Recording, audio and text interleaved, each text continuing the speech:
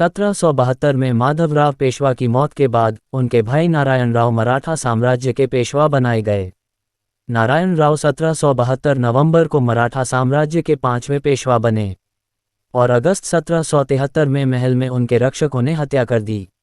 नारायणराव की विधवा पत्नी गंगाबाई ने उनके मरणोपरांत एक पुत्र को जन्म दिया, जो कानूनी तौर पर सिंहासन का उत्तराधिकारी था। नवजात शिशु को सवाई माधवराव नाम सवाई का अर्थ है 1/4 दिया गया था। नाना फडणवीस के नेतृत्व में 12 मराठा प्रमुखों ने शिशु को नए पेशवा के रूप में नामित करने और उनके राज्याधिकारी के रूप में शासन करने का प्रयास निर्देशित किया। रघुनाथ राव अपनी पेशवाई छोड़ने के इच्छुक नहीं थे। उन्होंने ब्रिटिशों से बॉम्बे में मदद मांगी और 6 मार्च 1775 को सूरत की संधि पर हस्ताक्षर किए।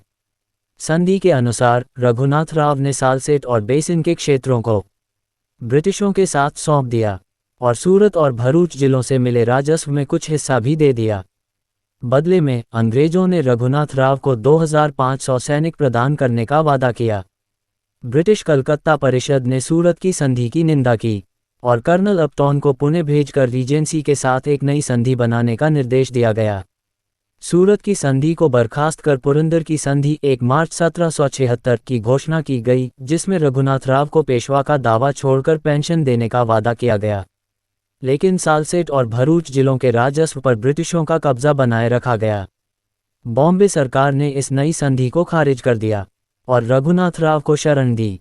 1777 में नाना फडणवीस ने भी पुरंदर की संधि को नकार दिया और पश्चिमी तट पर फ्रांसीसियों को एक बंदरगाह प्रदान कर कलकत्ता परिषद के साथ अपनी संधि का उल्लंघन किया।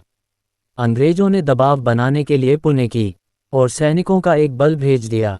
17 मई 1782 को शिंदे और एंडरसन के बीच संधि पर हस्ताक्षर किए गए, जिसे सालबाई की संधि के रूप में भी जाना जाता है।